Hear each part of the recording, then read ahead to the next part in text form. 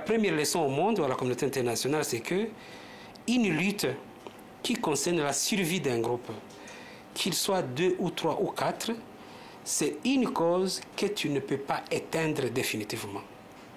Ça, c'est la première leçon que je vois. Deuxième leçon, c'est que de 2013 à 2025, c'est différent. C'est différent dans le sens où, aujourd'hui, maintenant, nous sommes dans la communication massive avec les médias sociaux. Et donc, on atteint les instances qu'on ne pouvait pas atteindre.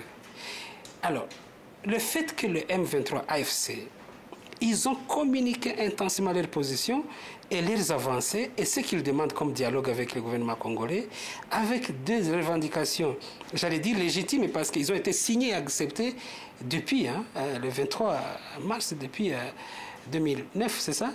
Et donc, ces accords-là, ils étaient déjà acceptés par un gouvernement. Du coup, on dirait alors que les revendications étaient légitimes, parce qu'acceptées internationalement. C'est une leçon en disant, on ne signe pas un papier pour le jeter pendant des années. Et surtout que le gouvernement congolais n'a pas fait mieux ailleurs, n'a pas développé le pays, n'a pas développé un discours de politique d'unité nationale. Plutôt, il y a eu exclusion, il y a eu mauvaise gouvernance, il y a eu même régionalisme. Et le pouvoir est accaparé par un petit groupe tel que le discours est prononcé partout par l'opposition. Et donc, tous ces éléments-là montrent qu'il fallait à tout prix prendre au sérieux la lutte de l'AFC M23. L'autre leçon, c'est que la communauté internationale ne parvient pas, par exemple, à trancher sur la question de refouler encore une fois les groupes rebelles dans la ville de Goma. Moi, je pense qu'il y a des facteurs qui doivent être considérés. Le premier, c'est ce passé-là.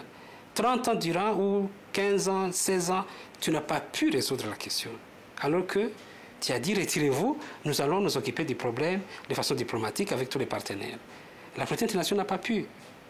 Deux, la communauté internationale a besoin d'un acteur rationnel, sérieux, cohérent, stable. Un pays avec lequel il va traiter, c'est le Congo. Et dans le cas actuel, c'est le Congo lui-même qui refuse le dialogue, obstinément, et qui déclare la guerre, non pas contre le mouvement, mais aussi contre les pays voisins comme le Rwanda.